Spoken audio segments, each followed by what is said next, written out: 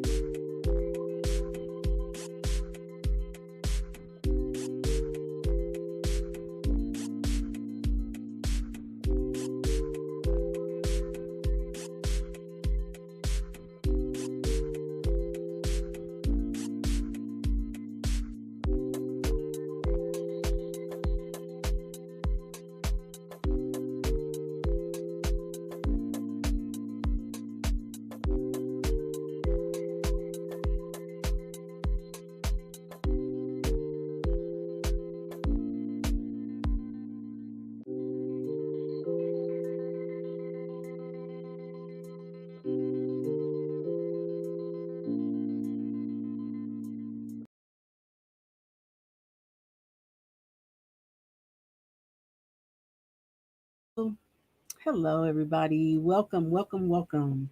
I hope you all had a great week. I am basically glad it's Thursday, but I cannot believe it's Thursday.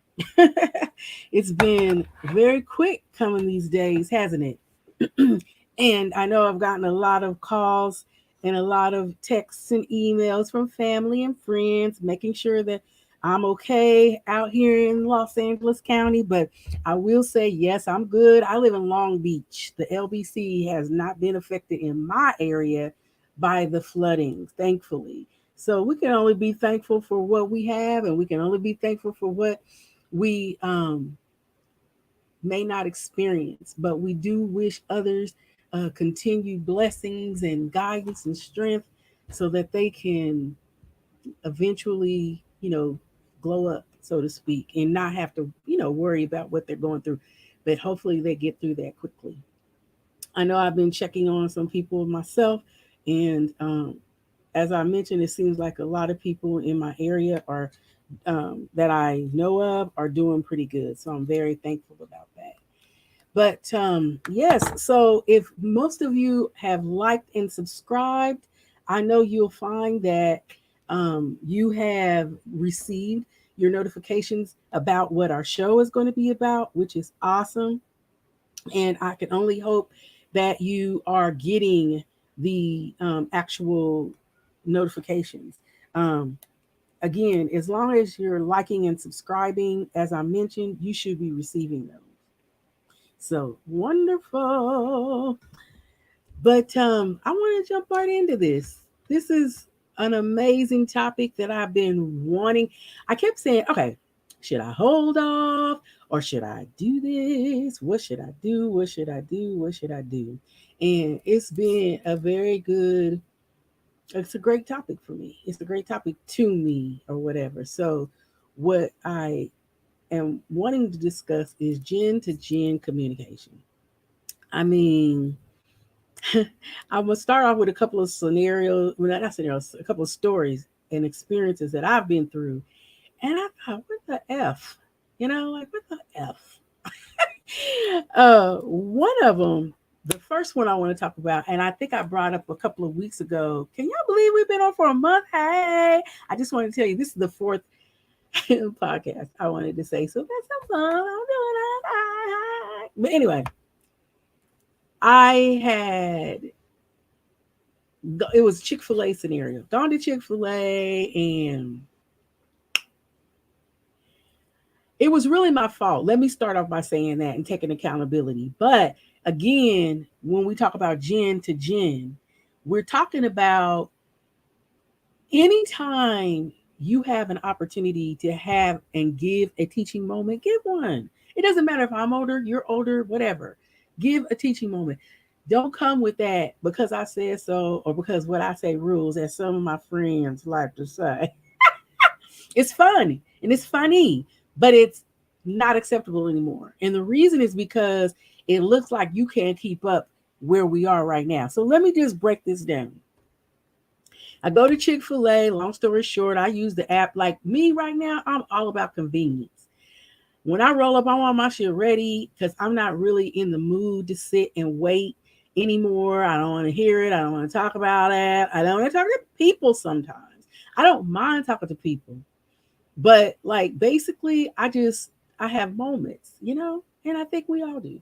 So when I go to Target, I want my toilet paper, paper towels, and my cleaning supplies put in the back seat on the left. Okay, got that in my direction. I'm in space 7. Can you come and deliver? Okay, thanks, Becky. Anyway, point isn't that. This is the point. Go to Chick-fil-A. Prior to me getting there, I order my food. I get the same thing. Thankfully, in the Chick-fil-A app, it has favorites, blah, blah, blah, yada, yada, yada. Boom. So I don't have to ever redo it. It's just something I've labeled as my favorite, and I could name it favorite 1, favorite 2, favorite 3, blah, blah, blah, blah, blah. So I label it. I go ahead and I submit it, paid for it.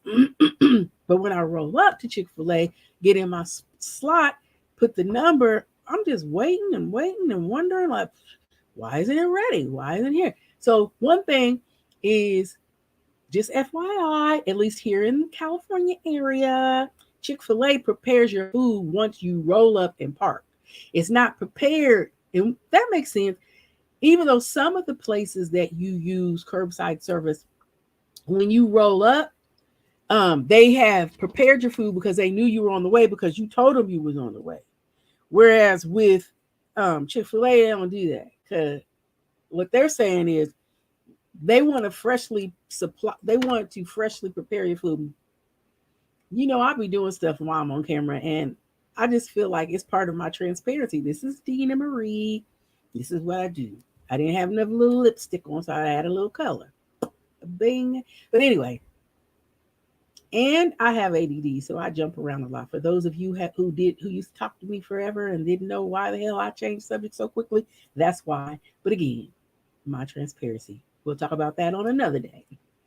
So I get there. Long story short, I'm just sitting there waiting. I think I called inside because at this particular Chick-fil-A, you know how some of them are built so weird. This one has it's the parking lot that you park in to receive your order on curbside is actually on the other side of the drive-through, which has 2 lanes. So if you get out, then you sometimes cannot cross because cars have blocked it or whatever, and then you don't want to go around because somebody might hit you. So I just don't feel comfortable. Anyway, it defeats my purpose. I drove up, for them to bring it to me and serve it to me. And this is the best next best thing that I can have besides sitting down inside of a restaurant, right? So I waited, I called, and when I called in, they said, "Oh, you have to when you do the Chick-fil-A curbside or what have you, you have to somehow," they said, "let us know that you have gotten here." And I thought that was weird because they have two options. You can go through the drive-through and actually tell the little person with the little, electronic keypad that you're here, and then they'll call ahead and let them know that you're here, and so on and so forth. Or you can basically um, roll up and park, like I said before. I noticed that the other day that I feel like my neck is getting cut off. So anyway, now I think that's okay. Um, so anyway, I'm at the in my parking space. I said, "Well, I'm in my parking space. I'm in parking space one. I put it on the app, blah blah blah, and you haven't brought my order." Okay, so they bring it out. I go home, and as I'm on my way home, I just get a little. I really want to be educated because then the next time we don't have to worry about it, right? So I call and I say, "Can I please speak with the manager?" And they give me the manager. When they give me the manager, this young lady comes on and she's talking and she tells me her name and she's going through what their policies and procedures are, but it really isn't answering my question, right? And it reminds me, like sometimes me and you know, my appendage, my son who's 27, he will say things sometimes, and I'm like, what? What are you talking about? What do you mean? Like, what? And I have to go and ponder on it for a minute and maybe try to get my own understanding, but I can't do it. Damn it, I can't understand them. So I might go back and be like, wait, what did you mean? And then it's so simple, like, oh, because the clicking noise is him playing that damn uh, Xbox 24/7. He's talking. He could tell me stuff. He could sit up here and give directions to the, president of the United States how to build a droid because he can multitask with those extra things. That age group, I just don't understand it. Even though in my time, ADD was one of them things that people was like, what's wrong with her? But see, thankfully to my advantage, it's a benefit now because that's basically what our world is built on. We'll talk about it. Back to the Chick-fil-A. I'm talking to the little lady. She tells me she's the manager. Long story short, she tells me that she starts going off into this tangent that has nothing to do with what we're talking about. So I'm trying to redirect her and steer her back. Excuse me, Samantha, or Beth. Uh, I'm just trying to make sure, and maybe it's my age that's showing that is perhaps not connecting with you. I'm trying to understand the next time I come to Chick-fil-A, because I do come to this location quite frequently, it's closer to my home. What do I need to do to make sure that y'all have my order ready by the time I, either pull up or to make it efficient so that when I do pull up, I'm doing the right things to make sure that I'm here so you could bring, my salad and my cookie out and my diet lemonade. I mean, this is all I want because by now I'm ready to go home and get out the LA traffic. Y'all know what I mean if you live here. But so she says, because wait, now remember I said maybe it's my age showing, and I just want to make sure that I'm using the app correctly. I first take accountability because, hey, that's what we do in the baby boomer generation. Okay? We take accountability. So I'm like, okay. Next thing I know, my head gets to spinning. I'm dizzy. I'm about to pass out because, little Becky here, little Sarah, little Samantha, she done got pissed off with me. Said, she said, now, mind you, I said, maybe it's my age that perhaps I'm not understanding what it is that you're saying or what it is that I need to make sure I'm getting out of this, girlfriend. But what is it? And you know what she said? She said, uh, I don't appreciate you using ageism. Okay. I love all of the zms, the isms. I love y'all. I love you. I love you. I love you. I love you. But there's a few things. If I get one more letter on the LGBTQ A plus, I'm gonna need y'all to send it directly to my email because I don't have the wherewithal to remember the alphabet in another order. But then you got isms, and don't take offense because I love everybody. Okay, I'm just saying. And there's people in the LGBTQ plus community that don't even like the letters. So that's a whole nother discussion. And I hope we get some people that will be willing to discuss it. But not my point. The point is, I took accountability for me not knowing what I needed to know to use your app. I call you as the manager to ask you what the most efficient way is for me to use your app, but prior to me getting there so that I don't create issues. And you decide to tell me that I am guilty of ageism. At what point did I say anything about your age? Matter of fact, I don't even know how old you are. So unless you're divulging that, I can't even call it. Can I tell that you're a female? As far as I can tell, but I wasn't even going there. I just want to know how I can effectively let you know what I need to do before I roll up to Chick-fil-A. Okay, because at this point I'm annoyed. Okay, so then finally I was like, well, how old are you? And then she says, I'm 19. And I said, okay, well, that's the first time you told me that. I'm not 19, and I appreciate you being 19. But I thought that as me asking you for the manager, you would be able to tell me what I need to know. So now I see you deflecting because you don't know. Instead of you just telling me you don't know, you want to create an issue for you to hang up on me because that's what the little hussy did. She hung up on me. Had like mine to get in the car and go on back up there and ask for her ass because she didn't know what I looked like. But anywho, I got over it real quick because every morning I get up and meditate, and my meditation keeps me in my zone, regardless of what anybody else does. I'm not trying to. I'm just. I don't. I can't go there. I want to preserve myself as long as I can, but I definitely want to understand the generations because I feel like if I can understand what's going on with you, then maybe I can help you better understand what's going on with me. And then in that way, we can communicate better and effective and efficiently. My second scenario happened yesterday. And I'm giving you both of these scenarios because I know y'all go through these things, and I want you to know that I'm not perfect, and I know I lose it sometimes, and I used to lose it a lot more, but I feel so controlled. I feel so thankful. I feel so happy. I feel like Tinkerbell, just jumping off my toes, is twinkling, yay! Because I'm happy about where I've come. And I go downstream a lot. Downstream, we're going to talk about downstream. And downstream is the way you want to go. No matter what river you on, you want to go downstream. Trust and believe. Because if you're going upstream, you got issues. But second thing is, I was laying here binging. I got all into Below Deck. I told y'all about that. And now I done got into another section of Below Deck. And they trip me out because they're definitely a generation difference than I am. So some of the things that they do are common sense. So when it comes down to it, I just have no idea like what's going on, what's going on. And basically I'm laying here and I go and I get two things that I get regularly.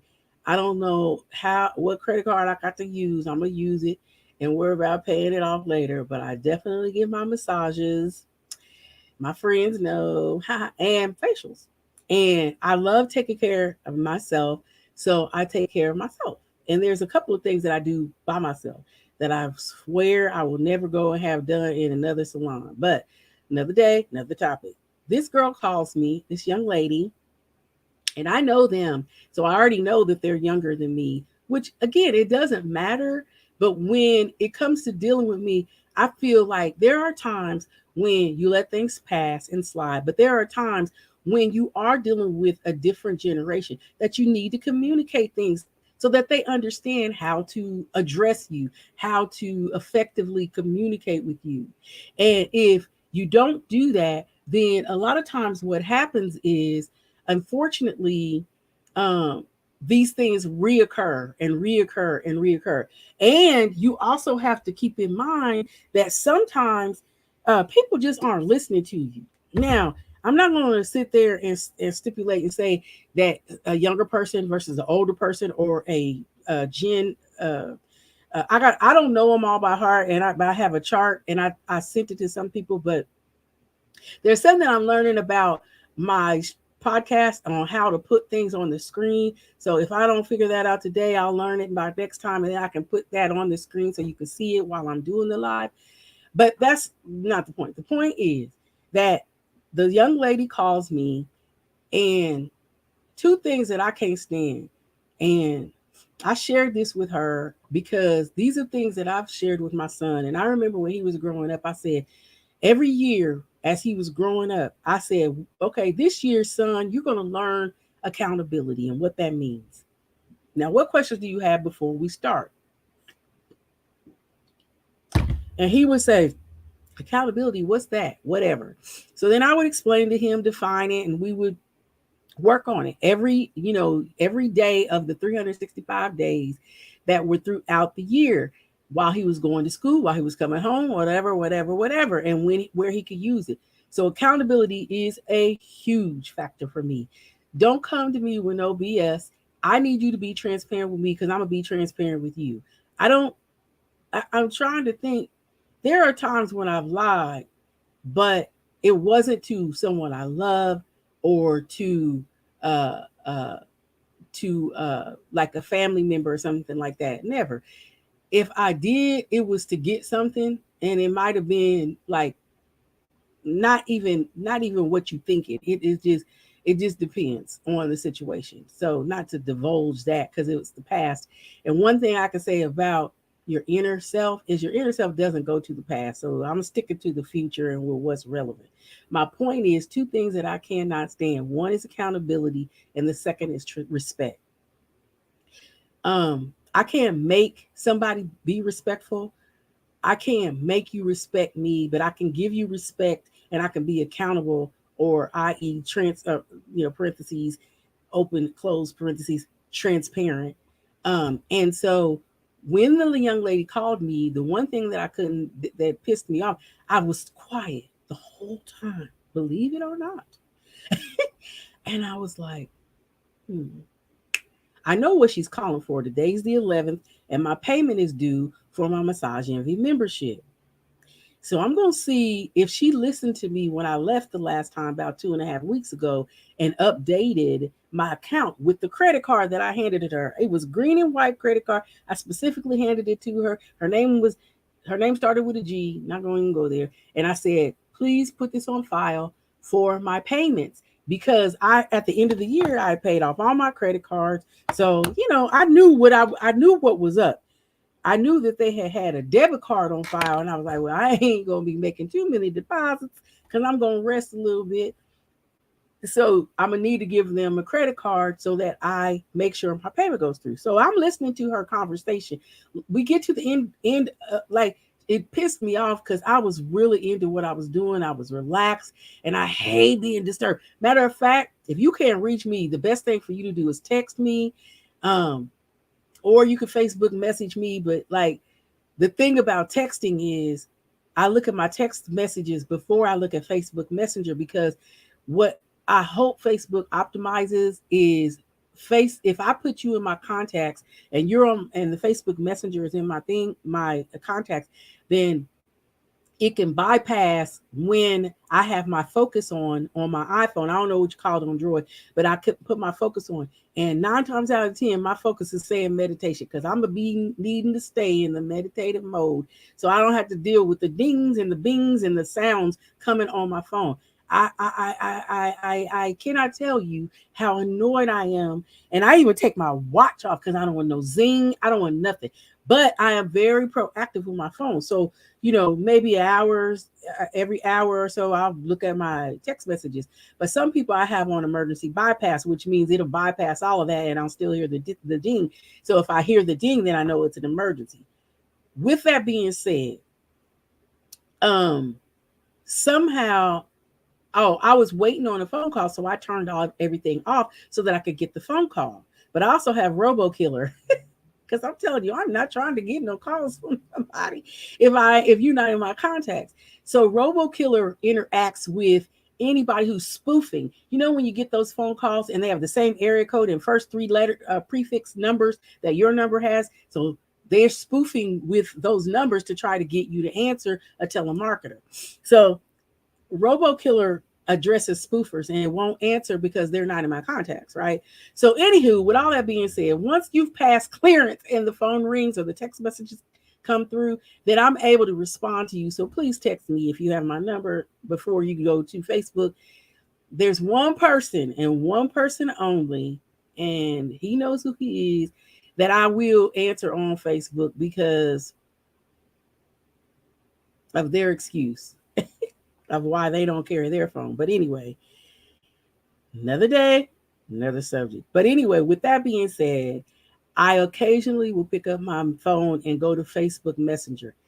I use it a lot to send out messages about my podcast, there, Instagram, Twitter, and then I will post a lot on my Instagram about my personal stuff. But sometimes just text me, period. So the girl calls me from Massage Envy. She takes about 10 to 15 minutes of my time asking me, because I usually, when I leave, I book 3 appointments in advance. Now, to her benefit and credit, she's new. However, she done dealt with me on several occasions, and it's about time she knows when Miss Webster's like. Okay? So, at this point, I'm not even worried about the fact that she might be younger, older, whatever, whatever. Hi, Ikram. I'm not even worried about that. What my concerns are, okay, we have passed the formalities. Now I'm straight into customer service mode. And am I bougie? Okay, whatever. But that's not the point. The point is, do you know how to handle me as a customer? If you do, then that's where we are. We're in customer service mode. So I'm going to need you to handle me in customer service mode. She finally gets all the way to the end and she goes, well, did on the 20th of February, do you have that massage down in your, on your schedule? I said, no, because you never sent it to me. I said, I didn't know until now. And I was like, because my birthday's on the 22nd. Hey Pisces. My birthday's on the 22nd of February. So in my mind, I would have known that because I know it's my birthday week. So I said, no, but I can go ahead and add it to my calendar if you go ahead and send me the notification. Because that's another thing. Send me a notification with some the dates and times. Boom, it's on my calendar. Boom, I go straight to my notifications and tell myself to set an alarm clock for Thursday at 2:30 so I can get my hair and my makeup on. Because by 4 o'clock, I'm coming on the podcast. Okay, that's just me being responsible. Okay, so she says, "Oh, and one other thing. Okay, here's the grand finale. Y'all ready?" She says, "Oh, and one other thing. I noticed that your account suspended." And I said, why is it suspended? And she said, huh? And I said, well, why is it suspended? She said, oh, well, it looks like we tried to process your payment and the ending in 1517. And it was suspended because it didn't go through. So that's another thing that pisses me off. Ooh, if you call me and tell me something didn't go through, ooh, it makes me mad because I'm on top of this stuff I'm saying to ya. And so I know what's coming, and I don't like nobody to tell me that I owe them something. I don't like it. I don't like it. And I don't ask nobody to borrow stuff. Typically, there's one person that I can think of, and one's my sister, and another is a good friend of mine. But I don't usually go out of my way. I just, it's not, I could be over here struggling and hungry. which I'm not, but I'm saying I could be. And it's just hard for me to ask, even in relationships. If there's a guy that I like, I'm not asking him for money. I've already said this. I feel like if that was something that he wants to do, he could just like, whenever that, if that's something, and then I would still have an issue. I just don't. So I don't like people telling me when I owe them because I know. But that wasn't the problem I was having. I was like, okay, why is it suspended? What I'm trying to get her to say is because we don't have a new card on file. But really, I want her to say, I forgot to put your card on file. But she never got to that point. What she kept doing was something else I hated. She repeated herself incessantly, but she never moved on to a new sentence, which was, I said, why is it suspended? Oh, because the card we have on file. Well, why is it suspended? Oh, because the card we have on file. I said, girl, this is exactly what I said. I said, girl, don't tell me again. I said, do you not, are you not going to take accountability for the fact that when I left 2.5 weeks ago and I stood there and I left my tip for a Yumi, the best massage therapist in the world, Craig, the world. You heard me? This is why I ain't transfer out, because this massage therapist cannot come with me. Cutest little Asian lady you ever want to know. She's so wonderful. Oh my God. Oh my God. She's amazing. Anywho, um, I say, what I'm waiting on is for you to tell me that you forgot to put my credit card on file. And I said, and you still have yet to acknowledge that. And I was like, and it's very offensive to me at this moment. And so I said, so when I asked you why, she goes, well, I was just telling you. Did she interrupt? Did she interrupt me in the middle of a sentence? She interrupted.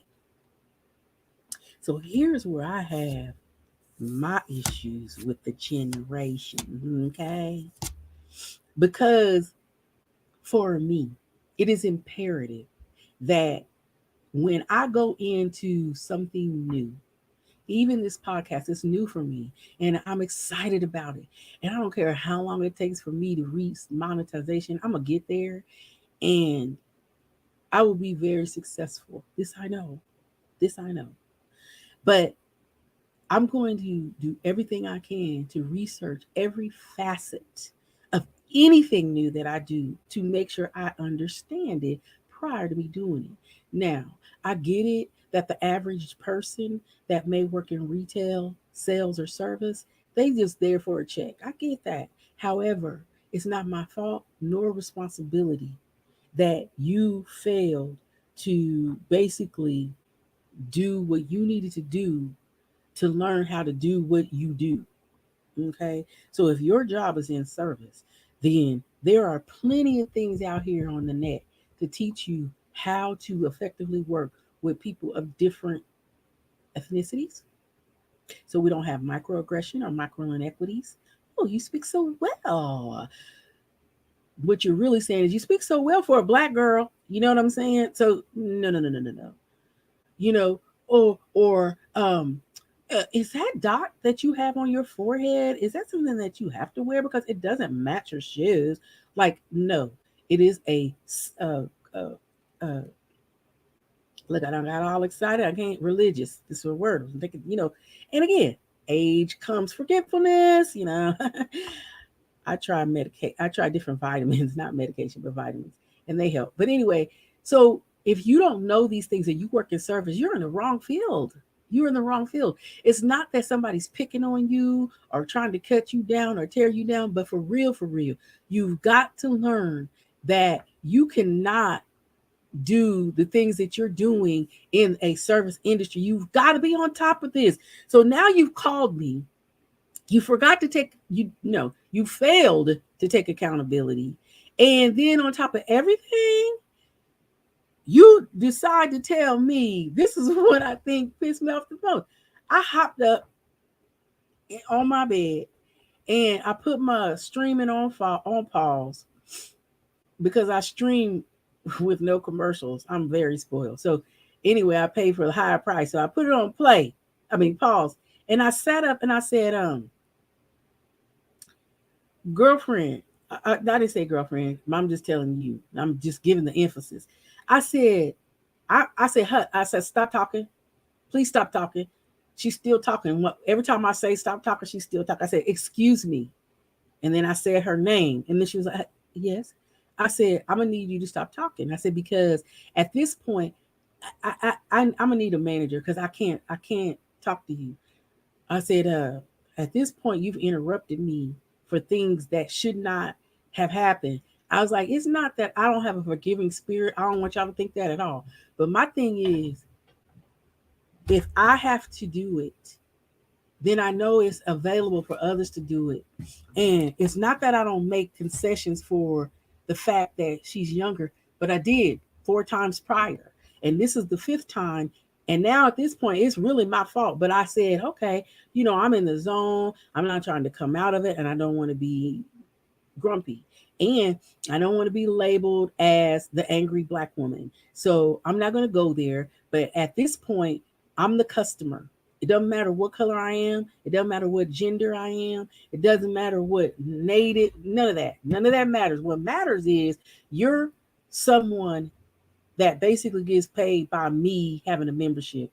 And the failure on your behalf to do the things that you need to do to acknowledge that you know your job or to even make me feel valued as a customer have not been done. So I'm going to need to speak to your superior because FYI, all the massage envies are owned and operated by specific people.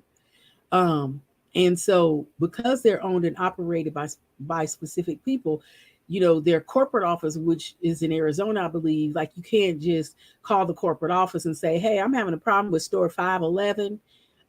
You basically have to deal with the owner and operator of that facility. And so I have called him several times and I'm convinced that because this is not the first time this has happened because they employ a lot of younger people, as most of our world has changed to a lot of people that are a lot younger, maybe more than half my age. And so, with that being said, I'm convinced that when he gets to me, what I would think would be a positive for him to learn of a teaching moment. And those are my words. I'm like, oh, this might be a teaching moment, and I don't do it all the time, but I have done it in the past. So I'm convinced that at this point, they're all just sitting back talking to me, oh, and when she comes in. But you know what? Let me just say this. My money it can go so many places. You don't have to come to your location. And I don't need for you to make me feel better for the moment. I'm going to need you to remember every time because if this were you, I would remember.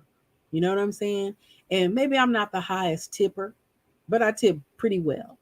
And I do believe that my therapist, both my esthetician and my massage therapist, appreciate me as their customer.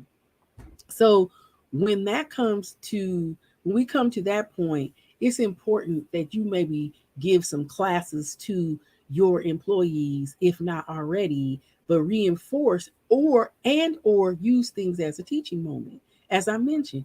And this is one of the biggest things. Now, you know, um, what I like to do is leave links at the end of our podcast so that they help you and I do our homework, as I call it.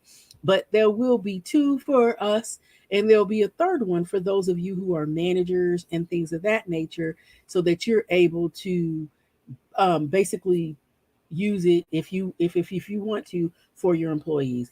But for the most part, yeah, that was a big no for me. It was a huge frustration, and I was just over it because the end all be all of that phone call was she had the audacity to tell me that my account was suspended, never took accountability of why because she failed to put the credit card on file, and then had the audacity to tell me, oh yeah, you're going to want to update your form of payment with the credit card number on file before you come in or when you come in before your service is performed. And I don't have a problem doing that, but the problem I had again was she didn't take accountability. So anyway, I ended up hanging up on her because I couldn't she wouldn't give me a manager, and she at this point what she was saying I couldn't receive and I wasn't going to receive it. So I hung up, and of course shortly after that I get a phone call from one of the patrons, um, I don't e- I don't even know what the word is, but one of the girls that know me, and she called me back, and then she went in to explain how it worked from there, and I acknowledged that I understood, I appreciated her, but I also uh, felt frustrated because I felt as if she was making excuses for her counterpart. And I said, well, I get that, but I just need you to realize. And then I educated her on the status of her account and then basically left it alone.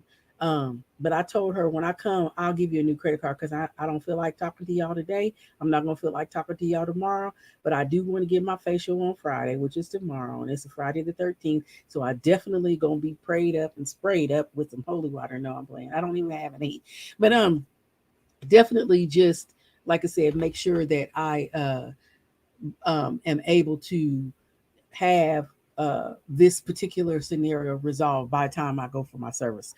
But anyway, getting into all that, like I said, I just wanted to give a little preamble to the things that I have experienced so that y'all could understand where I'm coming from, because this is things like this, they happen on a continued basis, all the time. They happen all the time.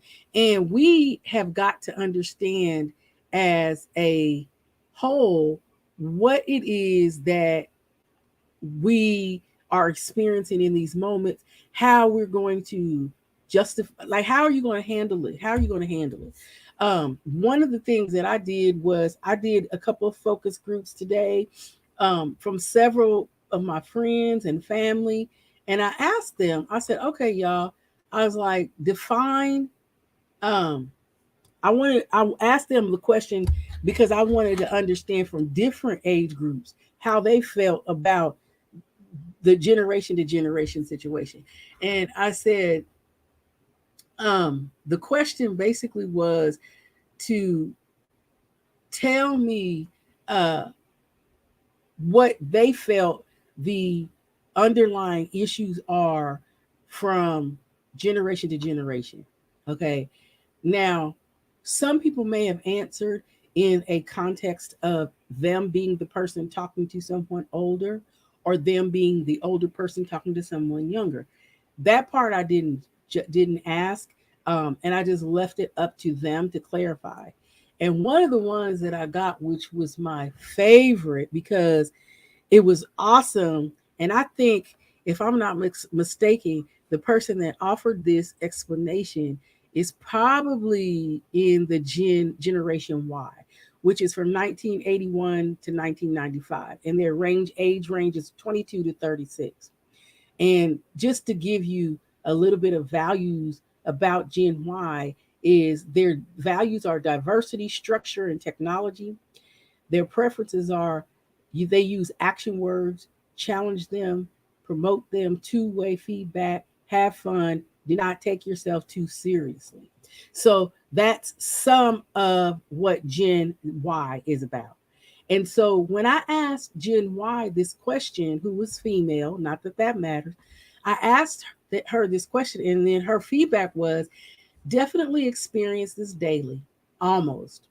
And typically, it's a negative tone when discussing my generation and those below me because there's this stereotype of laziness or inconsistencies when really it's that generations just have different ways of doing things.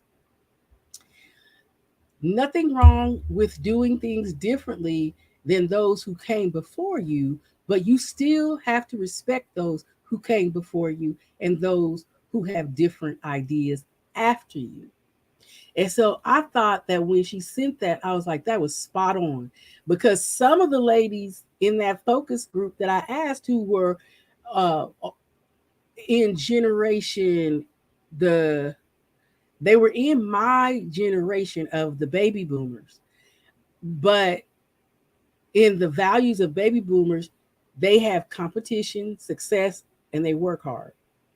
Their preferences are body language, it's key. Speak openly and directly, give them a chance to speak as well, and present options. Okay? So when I sent the question,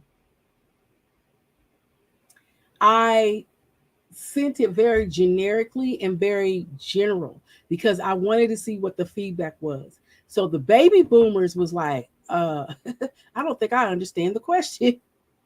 And one said, what I say goes, so it don't matter. And then the person that I was speaking about earlier, who is from Gen Y, when she explained herself, I was like, oh, she hit it dead on for me. And I'm not a Gen Y, I'm a baby boomer. So, as a person who is in the baby boomers, who is also close to the Gen X, um, the Gen X is into entrepreneurship and information and access and success. And Gen X talks in short sound bites. They are direct and truthful. Communicate the why, get feedback often, keep them in the loop. So I feel like I identify more with a Gen Z or Gen X than I do as a baby boomer. But when you go into learning about it, depending on what website you're going to, they have it varied in different ways. But I will say it has changed, and there's a new chart that's coming out, and people that were here have been moved over here, and so on and so forth. But I just gave something as a preface and as a direction for where we're going. So, anywho, with that being said, I thought that that was awesome.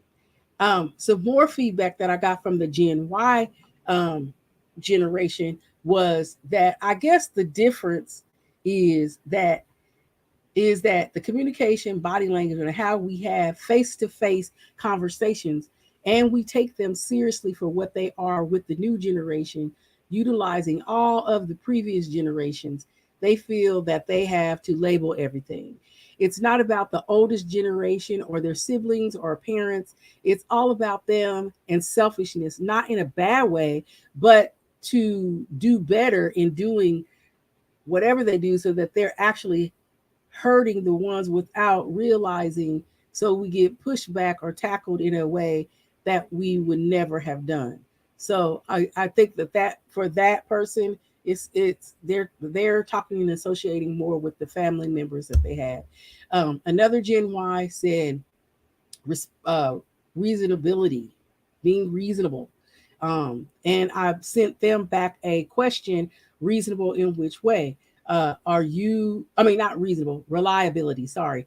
He said reliability. He's a Gen Y. And I said, when you say reliability, in what way are you speaking? Are you talking about you being reliable or someone being reliable to you? So I didn't get his feedback as of yet, but um, from a Gen Xer, I got something that was really good, and it said, honestly think that we don't take the time to understand how people communicate. Not listening is the problem with the generation and not taking accountability. But it's our fault. Maybe this person is speaking of themselves in the parent role. It's our fault that we are that way because we have given them, meaning the children, maybe a spirit of entitlement, and also how they take in information. This is between generations, but also between sexes, races, ethnicities, etc. I blame it on instant gratification, um, the times we live in, and generally speaking, we have lost the ability to slow down long enough to actually hear what's being said, which is powerful. So I am so 110% with you. Um, and just to kind of go through some other what I'll do is I will add this chart to this particular podcast.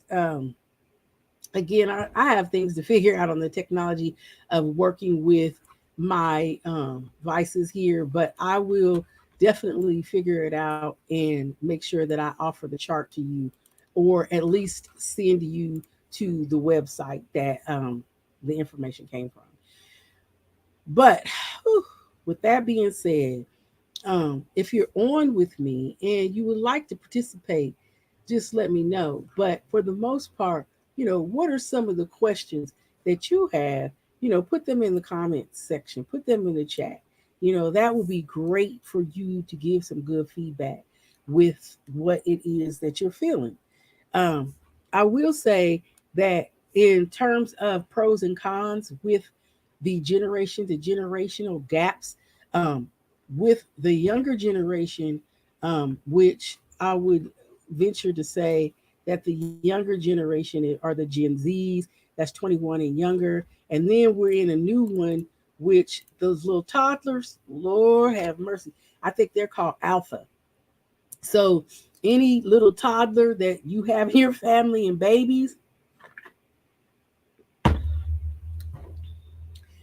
they outdo the other generations by tenfold. Let me tell you, because if you give a toddler an iPad, they almost know how to do whatever they need to do on it without any instruction. And somehow, that new app that they have called Roblox, it teaches them a lot of stuff, but you have to be careful, right? Because they're learning things that they don't need to learn, and that's important. That have we basically make sure that we're keeping an eye on them. But for the most part, they're smart, they're innovative. They can take direction and complete rapidly what you tell them. Whereas for me, I might need you to, can you list that, please? What's step one? What's the, and you may not have to give me the steps, but by the time I go to complete the task, excuse me, I will have gone and made steps myself so that when I move through it, I'm seamlessly moving through it. But I it's taking me, an extra 30 minutes to an hour, maybe a day to actually do that so that I'm able to function. But at the same time, when I go to function, you won't even know it. Now, when I'm not prepared, you absolutely will know it. And there are some things off the cuff that I can do, but there's some things that I can't. And so, with that being said, I feel that that's how I differ in regard as a Gen X. I'm gonna call myself a Gen X. That I differ in a Gen X from a uh, XYZ or Alpha. So YZ and Alpha are the ones underneath me, baby boomers and baby boomers and uh,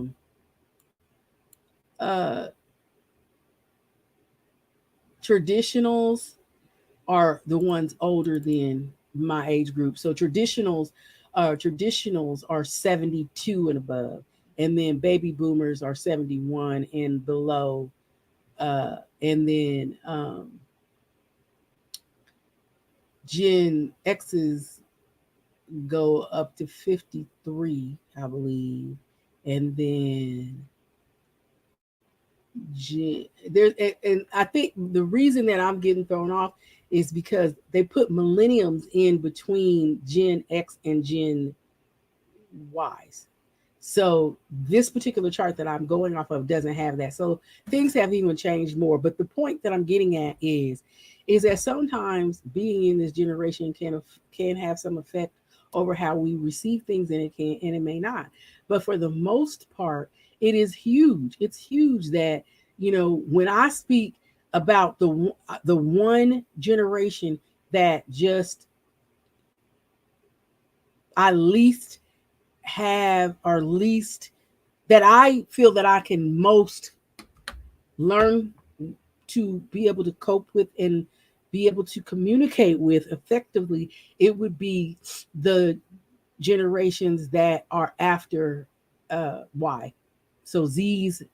I can even communicate with the alphas, but understand, if you will. Now, see, this might be getting a little deep for some people, but those alphas, they had, there are some scenarios where uh, the generations are coming back around to understand. It's weird. It's like a parallel. They understand the generations, like my generation, alphas. they can understand what I'm saying because basically they're so smart that they are able to understand me and I can understand them. So, like my little grandson, who is 4, soon to be 5, God's willing, we would sit here and we could be walking in my courtyard, and all the neighbors are dying laughing because they're like, "Oh, is that Noah? Noah came to visit," and so they'll stick their head out and they'll say, "He is so funny." Because one day we're going to the dumpster. I give him an empty cardboard box because, now like he just has me order from Amazon all the time.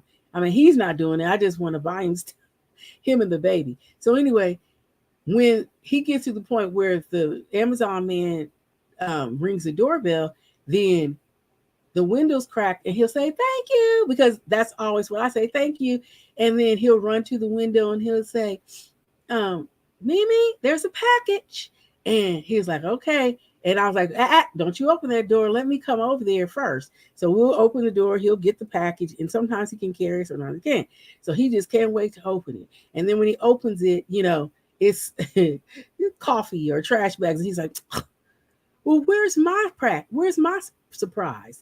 So he's very spoiled. But anyway, so when I see him sent Christmas gifts, the baby, she done got into her box and she's just looking like already, like she is only, she just turned a year in November, and she's looking, she didn't even care about the wrapping, none of that. She's looking at the box, and then she don't flip the box over. She's looking back in the box to see what else is in there. So they are very in tune to what the Amazon man means. But back to Noah in the courtyard, he's carrying this empty box. And I'm like, okay, well, let's take our stuff to the trash can. So then we're taking the box to the trash can. Mind you, it's a small box and it's empty. And all my neighbor hears Noah saying is, whew, Mimi, I'm tired. My back my back hurts. And I was like, boy, if you don't quit playing. I was like, boy, if you don't carry that box, I said, just drag it. You ain't got to lift it. But it's empty. And I can't, what you gonna do? You're not supposed to laugh, because then they're not gonna take you serious. But anyway, whew, it was so cute. And he gets me every time. Oh. So with all that being said, I think about to his dad, back to when his dad was little, and he's so like, oh my God, it's just I love my family. That's all I can say. I love them. They're amazing. They're awesome. I love them. And I love the mother that gave my grandchildren to me. So, with that being said, I've always made it a point to love all the people my son has in his life as his friends or whatever. So, with that being the case, I can only say that I have put myself out there with younger people like my mom did. And everybody that knows Miss Wanda, they knew Miss Wanda was always there for the younger people. I mean, mom would have parties in the basement. She worked at East Lawn Community Center in Topeka, Kansas. Hey, what's up, Top City? Why did that make me laugh? It just makes me laugh because the younger generation, I think, not sure, named it Top City. Topeka, Kansas, the capital of Kansas. Now it's Top City. But anyway, when I heard that, I was like, oh my God, y'all are a team too much. Hashtag. But anyway, so my mom was, she was everything. Um, she did a lot of wonderful things, you know, with Poppy over at East Lawn Center for the cheers. Uh-huh. Yes, and what made it the best part was that because she spent a lot of time working with us as younger kids and youth and stuff like that, it allowed and afforded me and my sister more time with her. And I remember she was my basketball coach and everything. And I used to be bad on the basketball court. I used to steal the ball. I had this quick move because I was a runner, but it was so funny because they never see me coming. The dribblers looking ahead. But I would always do this little sneak thing where I would come beside him and scoop up under him and bam, bam. Next thing I'm bouncing the ball going the other way. And I could run so fast that the layup was my favorite thing. And I always got that score. Yay. But anyway, I'm not trying to floss. I just loved it. I just like, those were the days. Anyway, show my age yet again, but I don't care. Transparency, hey. But with all that being said, it's been an amazing journey to go through the different ages with my son. And I subsequently became the exact same way with my son. I was the team mom. I carried them everywhere they went. I was always with the coach and so on and so forth, and made sure that, um, that our kids were looked out for, so on and so forth, and then there are lots of negative things that you get with those things that you try to take care of, but hey, main thing I could say is I enjoyed helping with my son and his friends and the team members and stuff like that. So basically, that's what I spent doing, is mainly trying to work a job or find a job that would allow me to have that flexibility to be able to raise my son, because of course he has his father and he still communicates with his father, but as a certain point in our son's life, we divorced, and I was a single mom. And he would go back and forth between me and his father, and then you know we basically have we basically have I love this here, teacher, yay. So the Lady D is present. I love it. I love. But anyway, I basically we had a good relationship, enough to be able to take our son on the weekends and so forth. But I have my per- reasons as to why you know um, I did what I did in the way that I did. But I raised him, and he was in all kinds of sports, and we were just everywhere. And one of my good friends, Lady D Tarot, she has her little boys, and we raised our boys together, basically. And those was in the streets of North Carolina. What's up, Queen City? Hey, so basically, we moved from the Midwest to the study dirty, and then now we live in the West Coast. And anybody that knows my son, he's right behind me. So but one of the things that I had to learn as a parent is I had to separate myself from his life. So I live over here in the LBC. He lives in Huntington Beach. And those are 20 to 30 minutes apart, maybe 45 minutes to an hour, depending on traffic. Crazy stuff. But anyway, um, that whole situation with this generational thing is that, yes, when we have issues about communicating and things of that nature, it is not so bad that we have the communication issue, but what can we do to fix it? And some of the cons of the generations that we have, maybe younger than us, is maybe they're more self-centered. Can you take a selfie of me? Like, hello? Like, oh my God, I'm calling you about my day. I don't know what you went through, but like, I don't want to hear that. I'm calling you about my day, what I went through. You don't even know what happened to me with this customer.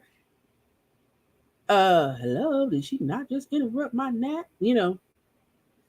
More so than that, like one of our Gen Y participants brought out, laziness. Now, for her as a Gen Y, she's not lazy, and that's what she's pointing out as a stereotype or stigma that's been placed on the whole generation. It's not the whole generation, because again, it's based on how their parents raised them, and so her parents raised her. She had both parents in her home, and basically, it was a whole different structure. Okay. So she didn't have that laziness in herself. Not only that, maybe she's not as self-centered, but maybe that's somebody in the Gen Z, populace. And maybe it isn't, because I know a Gen Z who is not lazy, who sometimes they say things that I interpret as self-centered, but when I speak to her, me and her have to have a whole conversation about what did you mean? And for her, I'm sure it's annoying because like I'll say stuff and then she too will um she will be like, well, why don't you just such and such such and such? But like I had to bring to her attention the person I'm speaking of, I love her, beautiful young lady, who's a Gen Z. She would say certain things, and then I was like, but when you say this to me, this is how I take it. So we had to have an understanding, and it was at around the holidays when we basically talked, and it was probably about the second or third time that maybe she said something or did something, and it made me feel some kind of way. So once I understood what she was saying, then I was like, oh, that's where you're coming from. So that's what it entailed, me and her communicating with one another. And so that is a huge, huge, huge fix is communication. No matter what generation you're speaking with, it's huge. It's huge. Some are going to be in receiving mode, some are not. And the best way about being in the receiving mode, the best thing about being in receiving mode is to be able to receive the things that people are telling you so that you could actually put that back out in a way that they're going to receive it from you. Because if you're not receiving and they're not receiving, what's the conversation for? Okay, you got to be in receiving mode.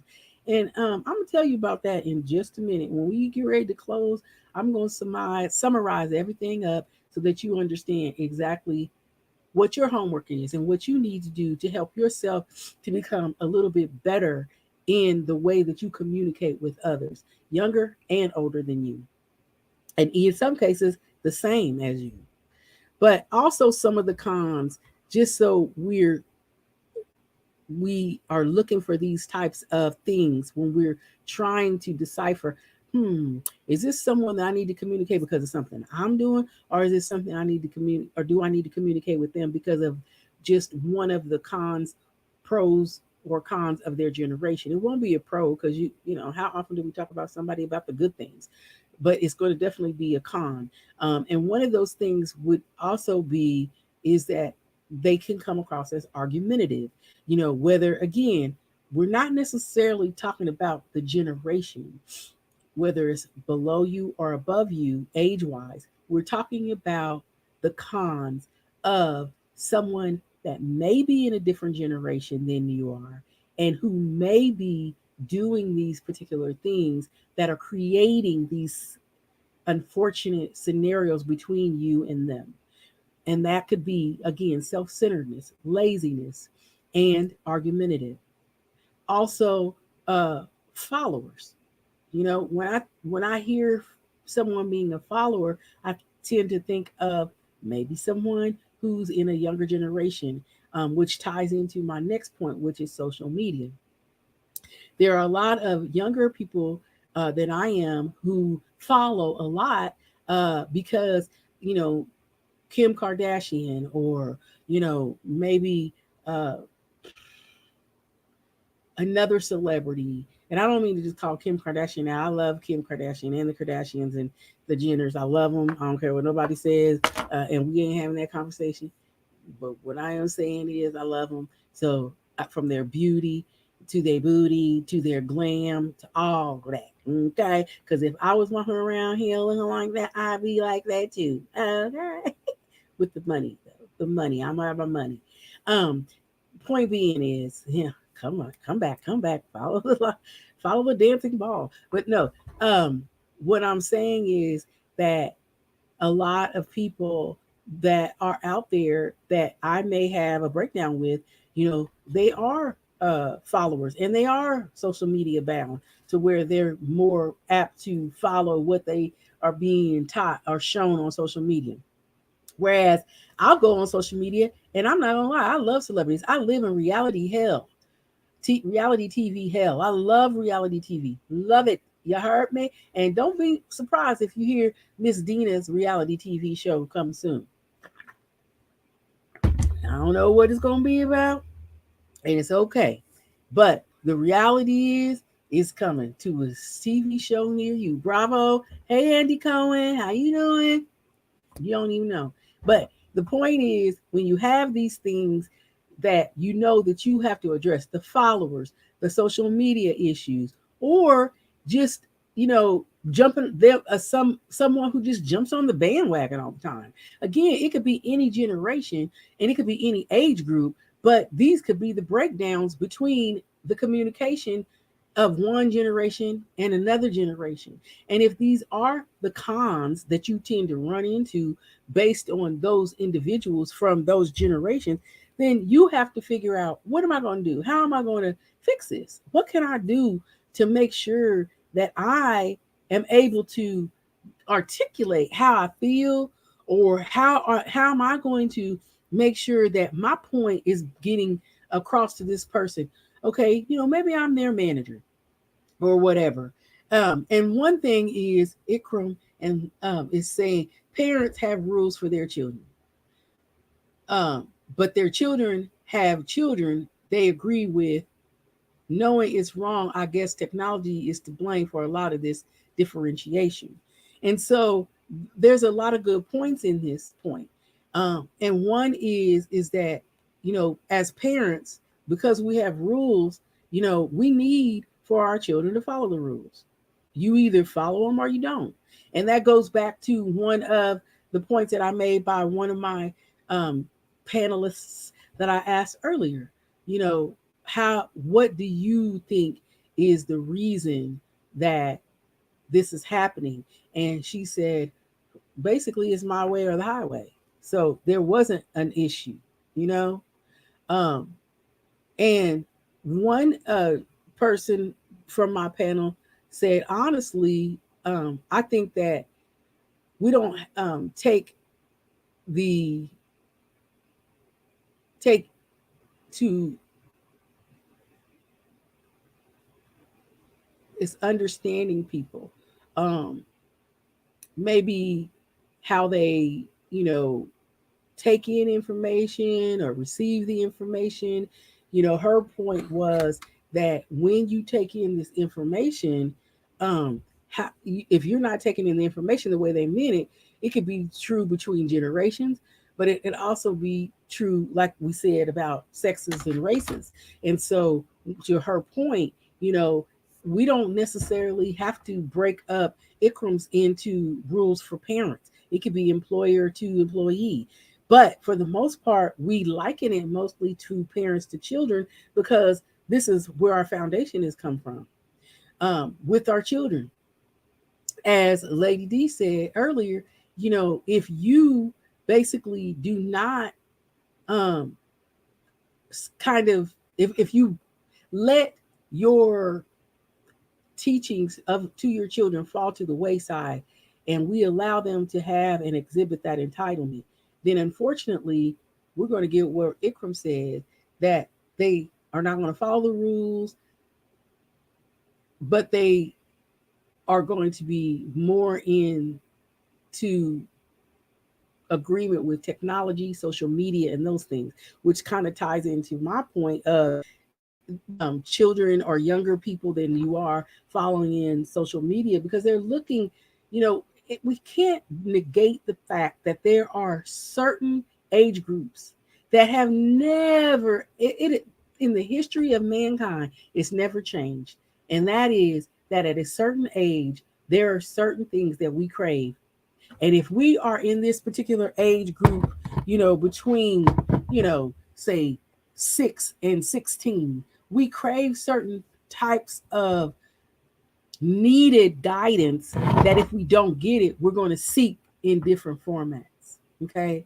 And so, because of that, you know, it is going to create this trickle down effect that's going to make our people, our children, go into a whole different group or make other children go into a whole different place where they start pulling information and making it their own.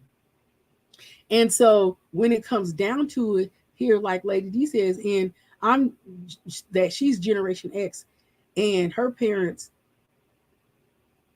were, she said, my parents, I still,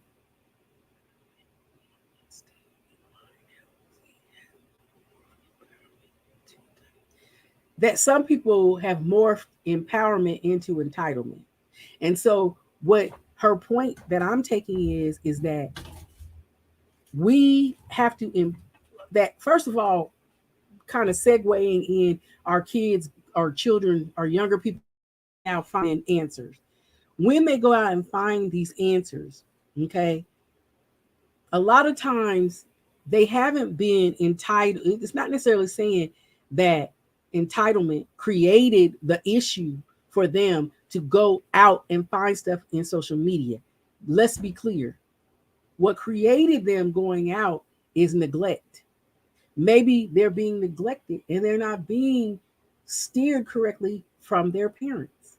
So with what Lady D is saying here is that our parents had were empowered by certain things, and when they had that empowerment, they may have taught you how to have empowerment, how to go out here and how to be successful in the things that you do. Not necessarily saying that because they gave you the know-how to become empowered, that means that they gave you entitlement, which entitlement is a completely different scenario, which takes on what you owe me those sneakers because I'm your child. You should be paying the light bill because I'm your child and I live here, and you need to be the one doing this and doing that. But that the thing of it is that I don't owe you the light bill. You are 23 years old, you have a job, and you need to pay $50 a month, like I said, because now I'm teaching you how to be empowered. Okay?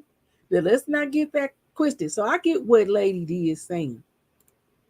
Another thing is Ikram is saying, yes, it's like that rules over what you say. Um, the rules rule over what your children should expect. Because if you set the precedence for the rules, then they're going to learn how to follow them out in the world. And one thing that I thought was so awesome, I was watching one of my reality shows. Y'all gonna laugh when I tell you which one it is. Life After Lockup. That show cracks me up because the things that people do to get a husband, Jesus. Um, anyway, but one of the things that I liked was one of the girls that was on there who had decided she was going to marry somebody, and she had taught her son this, and he said, "Out of the mouth of babes," like they say, he's probably between 12 and 15, and the husband, who was now their stepfather, had gotten the first thing he wanted when he came home from the pokey was some pizza. So she ordered a pizza, and the pizza box he bought to the couch to sit down and eat. And the wife, her son, who she had fathered with someone else, said, "Okay, mom, you said that we can't eat on the couch. We can't eat in the living room. And rules are rules, no matter who you are. You got to follow them. So if we have to eat at the table when we eat pizza, then Mike has to eat at the table when he eats the pizza." And so Mike, he was like, "You know what, little man, you right." He said, "Rules are rules. We right, you right, we got to follow." And the good thing was Mike, the stepdad, now coming out of prison, you know what I'm saying? This is part of his growth in society that they allegedly teach about in prison, which I'm gonna see if I can get somebody on one day that talks about prison at some point, because that's a whole nother topic and how people grow when they come out. But anyway, point is he took the pizza to the table. And what I thought was amazing was that this little young man basically has been empowered by his mom to follow the rules, no matter what they are. And so, with that being said, you know,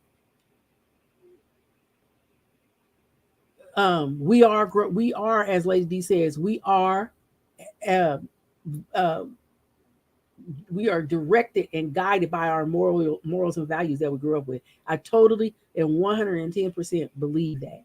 And that is what the whole situation is, to steer when we talk about communicating between generation to generation. That's what the whole purpose of this is: communication and topic that we're talking about today is about. It's to steer things back to where they were, because things have gotten so much off the beaten path, and not without cause, I might add.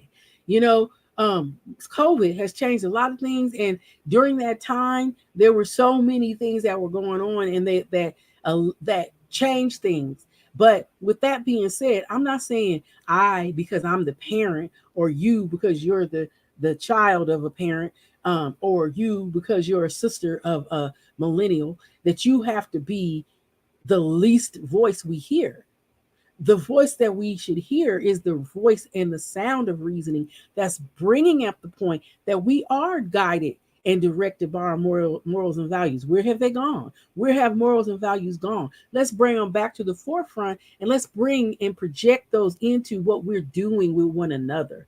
Because right now, when we talk about so many things, people want to bring in a lot of factors, excuse me, as to why we don't have communication, why we don't communicate effectively between generation to generation. It's not because you're younger, and it's not because I'm older.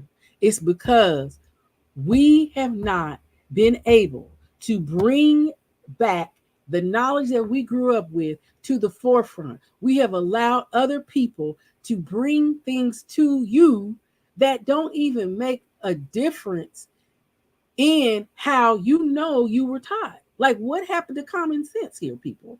Let's bring out to, what we are saying here, and let's bring in the point that we have to make sure that if I am one that's teaching someone younger than me, like me and the young lady I was talking to you earlier, who I said was in Gen Z, I think she's about to turn 25.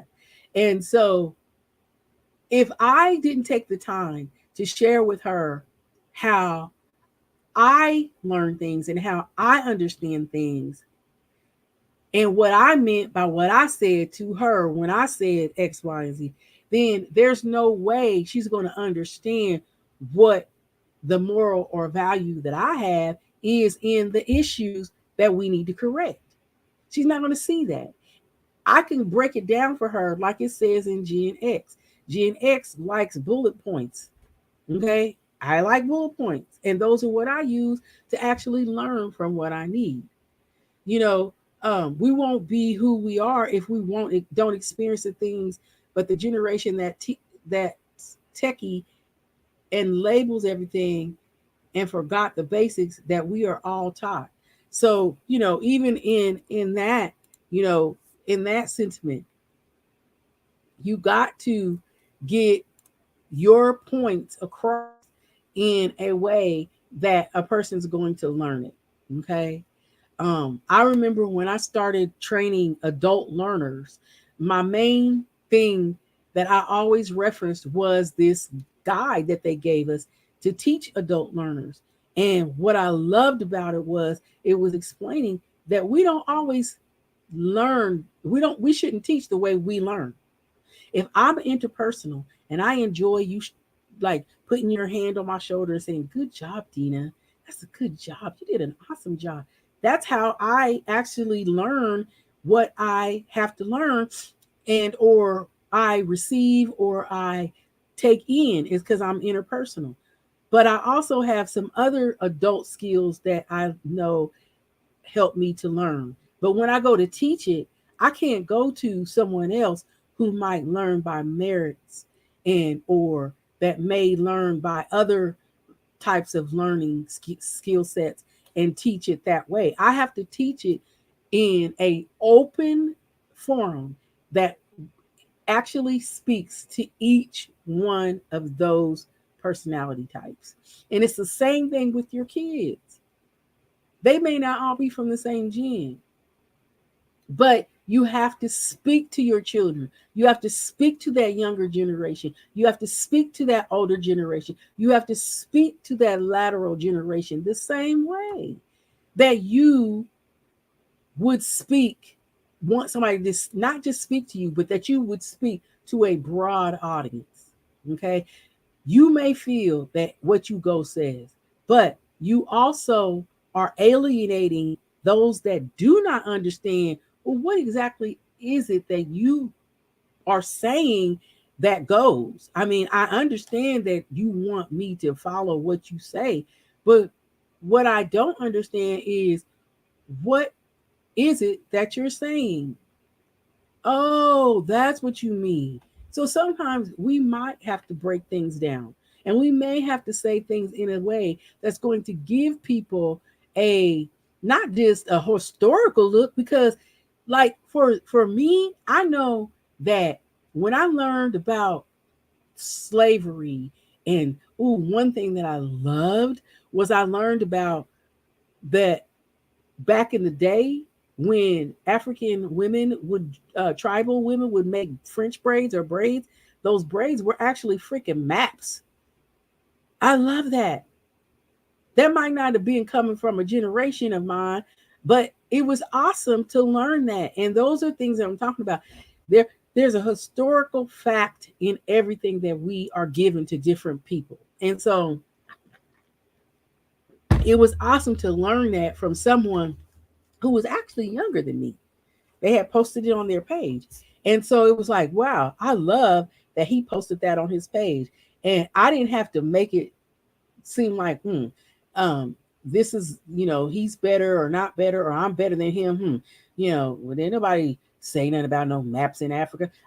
He ain't from Africa. Let me go ask somebody African. It didn't matter. It was the fact that they could bring something to me that we did not need to worry about where it came from. It was an awesome sentiment. You know, it was great information. You know, and sometimes like the crack era didn't help comprehension skills. Crack skills. Just keep that in mind. But the fact is, yeah, there were people who could not, and I don't mean to laugh about anybody that had an addiction to crack. Please do not take that wrong. I'm just laughing because I know my peoples, and I know what when Lady D says what she's saying, we gonna laugh about it because that right there is true. It didn't help comprehension, but it didn't mean that those weren't smart, intelligent, successful people at one time. But it meant that there was something in their DNA, something in their mental that created them to be an addict. What one person might have become addicted to because of the drug, somebody else would not become addicted to in that drug. And there was a lot of issues. I love that movie, the series Snowfall, which the last season premieres on my birthday, February 22nd, Snowfall, which is on FX. I love Snowfall. Oh my God, it was good. But it was the whole trilogy of how crack was introduced into the United States. And it baffled my mind when I realized that John Singleton brought this uh, uh, uh, topic to the screen by explaining stuff that we didn't know. And he realized in doing that and being a wonderful writer for the screen that there were going to be some people he couldn't reach unless he wrote about it on TV. And he knew that they would watch it on TV. So he had to liken shit so that it made sense, and then it grabbed people. Just like rap music. One of my favorite groups is Migos. I love Migos because Migos, they talk about their money.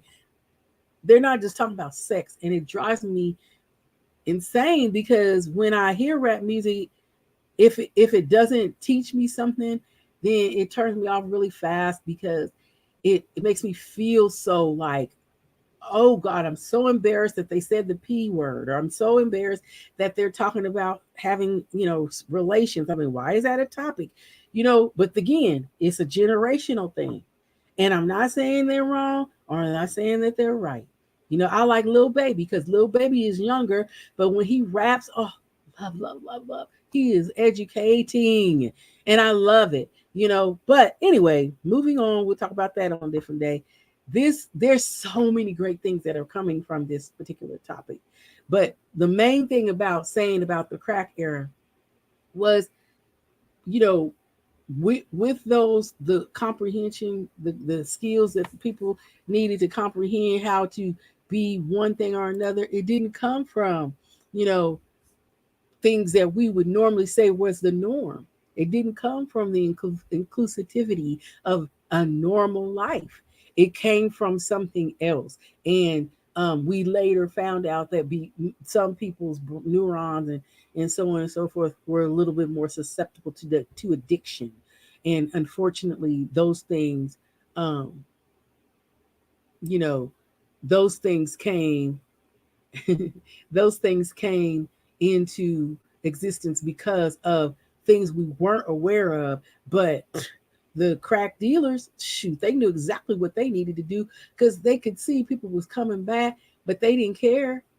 They didn't care because all they was there to do was make money. Snowfall, good show, good show. Yes, we do love Lil Baby. Yes, we do. Lil Baby is awesome. Love him. And when I'm talking, I have to make notes of myself. You see me looking down because I got to remember my hashtags or my tags so that when I put them on the end of our podcast. But for the most part, yes, it is. It has been an amazing experience for over the years. Like when I sit here now, I don't know about y'all, huh? 50 and fabulous, and some of my friends aren't 50 yet, but I feel like this. I feel so much finer and so much better than I was in my 40s and my 30s and my 20s. I do. I truly do. However, that's not to say that during those times I wasn't good at what I do. You know what I mean? But what I do know now is that I know where I was wrong, and I realized, this is what I love, is that if I made a mistake in my 20s, 30s, 40s, that I basically made those mistakes with in a some of it was ignorance, and some of it was unwilling to take accountability because it was like, shoot, or entitlement. Now here's that word again, not the entitlement from a parent, but an entitlement of feeling like, society, you owe me because I didn't get my 40 acres and a mule, so now guess what, I'm a steal. I'm not saying I stole anything, but there's different ways of stealing and there's different ways of being dishonest, right? So if it came down to be not being accountable for something, then that's what I'm talking about. And so now I feel, that's why I say I feel like I can be, feel like Tinkerbell, where I'm, how when she goes up and she flutters and her wings are flying and her little feet are twinkling, twinkle, twinkle, twinkle, twinkle, because she is so twinkly. And that's how I feel. I feel so happy that I am in this place. 50 is fine and fabulous, auntie. Love it, love it, love it. And the best part about it is, and this is why I speak to the different generations. You know what? Some of us in our 40s and 50s, and even, are looking a lot healthier than some people currently in their 20s, and so on and so forth. So you got to be mindful because it's not just tearing down the person that you are. You know what I'm saying? I was watching Below That.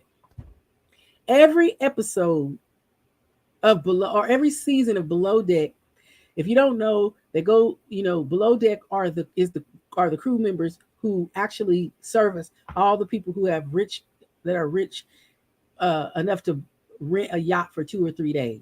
And then at the end of the yacht uh, excursion, they leave anywhere from 12 or lower $1,000 to 30,000, 31,000. That's the biggest I've seen. $31,000 tip for to be split between 8 crew members.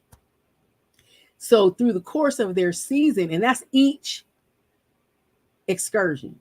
So through the course of the season, excuse me, that crew person is making $14,000 in a, is it a 30-day period? In a 30-day period, they're making $14,000 in tips only. So they making bank. But there's always somebody on that dang on show who's younger than me, who never takes accountability. Because what they're doing is they're walking around the ship and there's cameras everywhere, mind you. So, of course, Bravo has caught everything they're doing and they reflect back every time they lie about it. And they're saying, I don't know. They keep on saying that I'm not doing any work, but I did some work. I did this and I did that.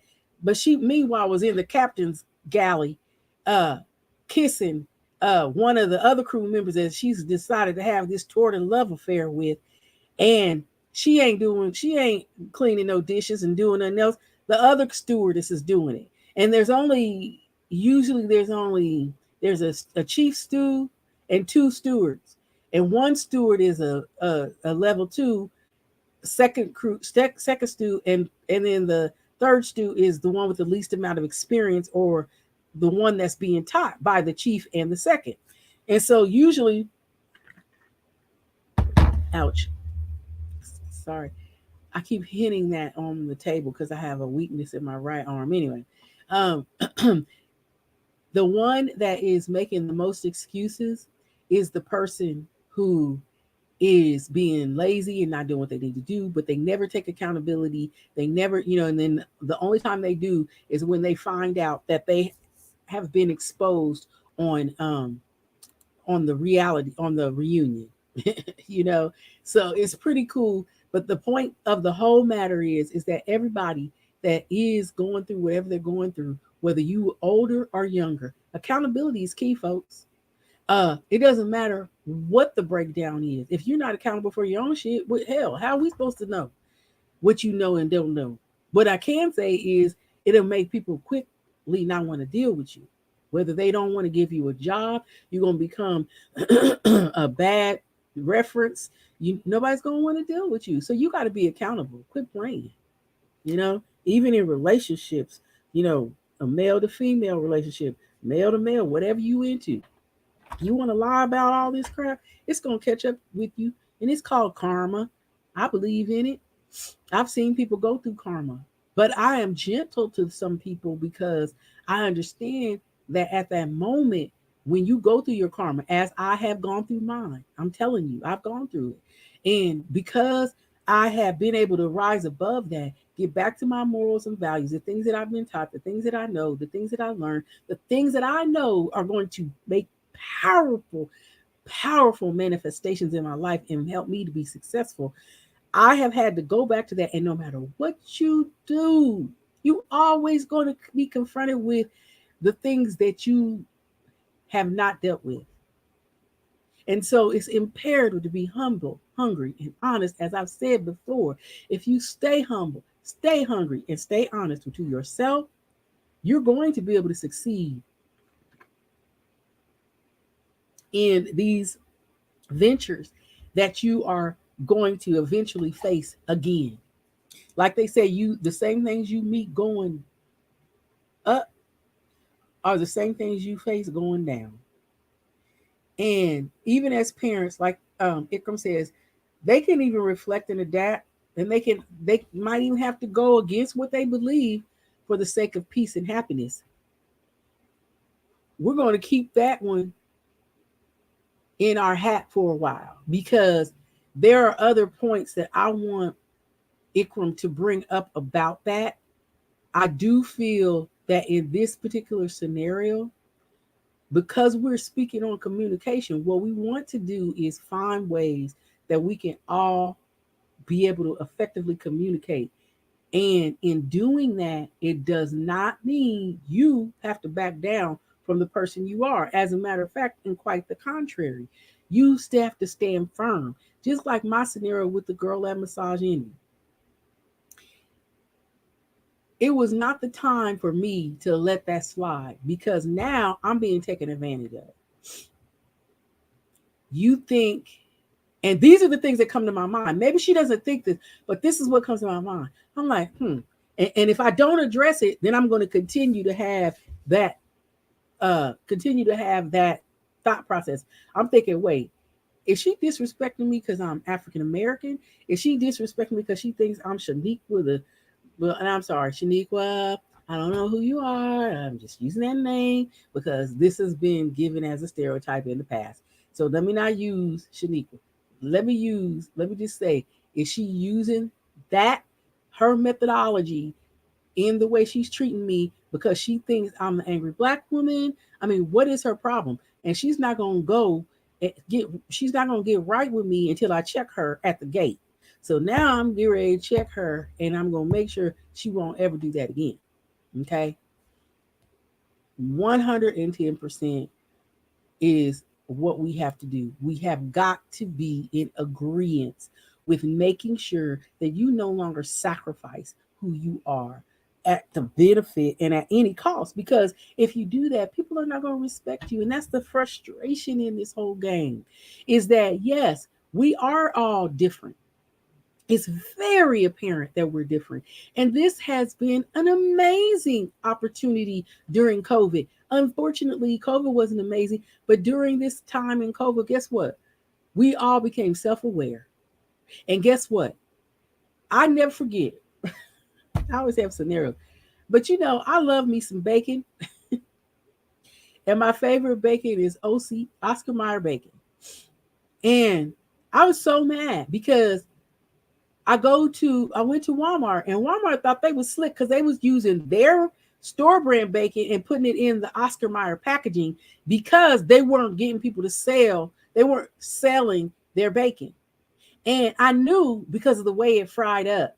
And I was like, Oscar Mayer bacon isn't thick like this. Even when it's thick, it's cut thick widthwise, but not thick inchwise. It's a certain texture. And call me fat for the rest of my life because I love to eat and I know what's good and I love to cook and I know how to prepare things. I just love it. So I was like, I have been fed up with the bacon. And I was like, okay, Walmart, y'all won't answer me. I'm getting ready to tweet it to Oscar Mayer. Think I didn't? And guess who was in my DMs? Y'all think I'm lying? I will copy and paste it and show you the next time.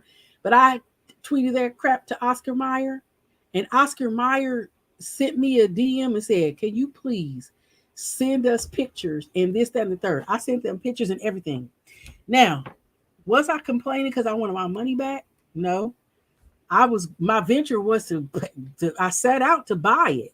I just like if I go to a restaurant and something isn't up to par, I'm not asking you or telling you because it's not that I want my money back. I came here to spend 30, 40, $100 on a meal. That's not it. I had it to spend, but you didn't provide me with the service that I spent money for, and I'm not happy because now what? Was there a breakdown? Even with the whole COVID thing, and when we come back off of that, people weren't being vetted. So now you have people working in jobs that may be younger, but they're being taught how to cook, how to prepare things, so on and so forth. So during that process, we're not getting what we're used to. But with this is what I'm speaking on. When I tweeted that during that time, and Oscar Mayer was paying attention because, granted, all of us was at home, so somebody was on duty, and their duty was okay. If you get any tweets, then you need to address these immediately. Well, they addressed it immediately. Not only did they address it immediately, they took care of it immediately. And when I tell you that Walmart got put on notice, I quickly realized that they left that bacon alone.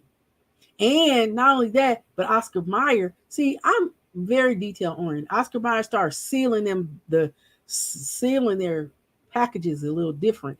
And it wasn't in the small 16-ounce size packages. It was in the ones that were like the family size packages. Because when I make bacon, I cut it in half and I cook halves at a time. It's just me. And that was part of my weight loss journey as well, was to learn how to eat. Even though it was something that I knew that I wanted, I would learn how to eat it so that I could still eat it and have the taste, but eat less of it. Another podcast. But anyway, with all that being said, I got what I wanted out of that situation, and that was to let one merchant know that we are self-aware, and there is no way that you're gonna get ready to pull the wool over my eyes. Because the funniest part was I started getting DMs in my my messenger saying, I thought the bacon was different. My aunt, she cooks her tail off. Excuse me. And she was never a big woman. She always played baseball. She was very muscular. So she cooked, and she used to make, oh God, she was just, everything she cooked was amazing. And Ann Burgess would cook, and she would I knew she knew what she was talking about. When she hit me up about the bacon, it was so interesting because I know what I'm talking about, but some people might think you're crazy and just fat. But I knew what I was talking about. Yeah. I said something ain't right with the bacon, and it come to pass that I was right. Come to pass, I was right. So I just left it alone. But I'm just saying to you that we are self-aware more, and so because we are self-aware, there is one thing. There is it's like more than one things in this meaning. That I need to share with you. And I'm so sorry I couldn't get to everybody's comment, but I definitely want y'all to continue talking and sharing your comments. But there's one thing that I want to share with y'all in regard to our um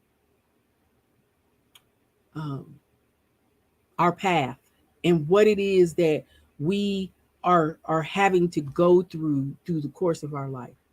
And that is that when we're trying to I'm gonna put it over here and I'm gonna have to wear my glasses. See, I be trying to be cute, so I don't have to wear my glasses because I got my lashes on today. But I'm gonna have to put it over here because what I need is for y'all I need to help you understand what I'm trying to say. So when we're trying to correct our negative behavior, and this is in closing because we've been talking. I've been talking so much, and y'all been participating. It's been amazing. This has been an amazing day, and I hope that when anybody that come, I get a lot of views later because again, people decide that they want to listen to it at a different time, and maybe they don't want to sit for the whole 2 hours. But just know what's so good about liking and subscribing is that when you come on, you sign into your Gmail account, and you come on and you like and subscribe. My posts and my podcasts are going to send you notifications. But when you go in and you log in under your Gmail account, it's going to actually uh, keep you right where you stop. So if you stop, you leave that window open, you come back, you won't have to start the podcast over. But what I want to share with you is that when we're going downstream, that means we're on a positive note. When we're going upstream, that means we're on a negative note. And so when we are trying to correct our negative behavior and we have those upstream battles that we're speaking of, you don't use it or anything else, something that you have to prove as something you have to prove to somebody else. Do it for yourself. I don't have to prove anything to anybody else. You have to prove it to yourself. So just focus on the things that feel good and focus on the things that take you downstream. And then just focus on the natural consequences of the things that make you feel good. Okay. So, in other words, you know that you're going to have bad days. You know you're going to have good days. You know you're going to have positive things that help you get where you need to get, especially in our communications with people of a different generation. We want to focus on downstream conversations with this generation that's not ours, because we want to make sure that we are able to get across what it is that we want to say. You know, I use different things to help me to stay positive. This is one of my favorite things. This is so beautiful. It's an amethyst crystal. I love it. And I like to hold it in my lap. And nobody has to go by what I go by. But what it does for me is sometimes when I feel anxious and I feel unnerved, I can put it in my lap and it just makes me feel great. It makes me feel confident. But if you and you will. Now, let me just say, if you should, and you will, because they're out there, come across those who want to point out how upstream you are and what you're doing and what you're going through. And, that's upstream. You ain't even, and they are not going to use upstream, but what you're doing is such and such, then you need to point out back to them.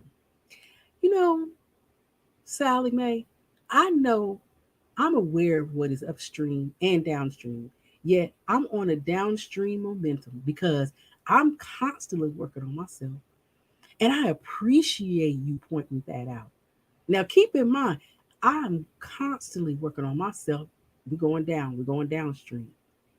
And I appreciate you for pointing that out downstream. But that is your business. Little upstream, because it could go a little negative right there. But that is my point to you. You are flowing on your own river. Okay? And so when you do that, just keep in mind that later on you're going to get downstream and you're going to be going and realizing, dang, why was I so worried about that particular issue? Why was I so worried about that? But yet at the same time, you have to know that being in the middle of a struggle is just part of your process of getting to the flowing river. And you gotta love yourself first. Because even when you go into communications with people who aren't the same as you, guess what? You'll be able to communicate effectively. You'll be able to communicate efficiently. You will be able to successfully have conversations with people who are maybe down on themselves, but not taking you down. You understand what I'm saying? And in order for us to know where we at or where we going, we got to know where we at. You got to know where you're at. And so that it entails, I had to break it down all the way to a point where, like, why do I feel this way? You know, what things are making me feel angry? What kind of people, what kind of triggers? And once I realized what those were, I feel I have become the best version of myself. And I don't really give care about people that want to judge me and label me, because I know that I am the best version of myself. So as we depart for the week, you are wonderful people. Just know I love you. I love me. And I love everything that we're doing together. Because when I focus on my podcasts with you, guess what? They feel good. And it is my downstream river. So peace until next week. And just keep remembering, let's you keep healing you while I heal me, and we heal each other. You guys have been awesome. And let's go out on one of my favorite songs by one of my favorite people, me. I love you guys. Take care.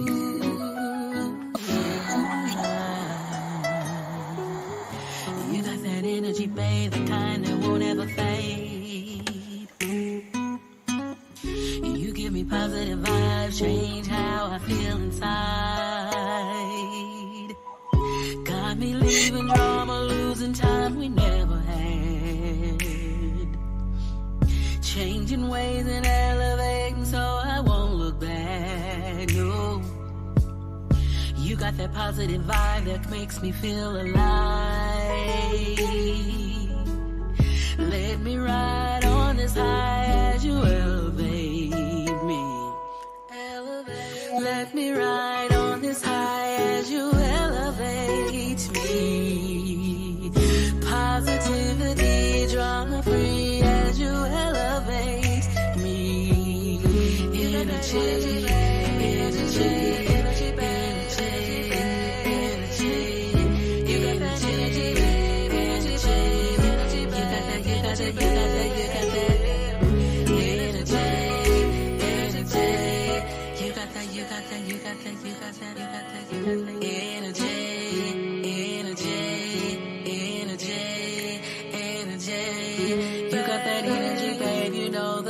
I can't escape, won't replace, not erase. Won't erase, can't escape, not replace. Cannot escape, can't replace, won't erase. Won't replace, can't escape, not erase. You got that energy, babe, you got that energy, babe. You got that energy, babe, got that energy.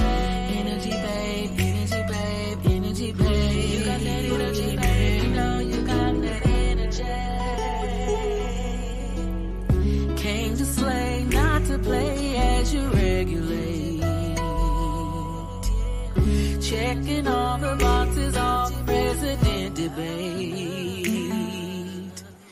Let me ride on this high as you elevate me. Feel so high off this vibe, my mental is elevated. This energy's real, it's like I'm moving, but I'm standing still. No negative penetration, cause this vibe I peeps for real. Attracting to your megahertz, right frequency, yeah. You elevate and take me high, you help me be real. You got that vibe that makes me feel alive.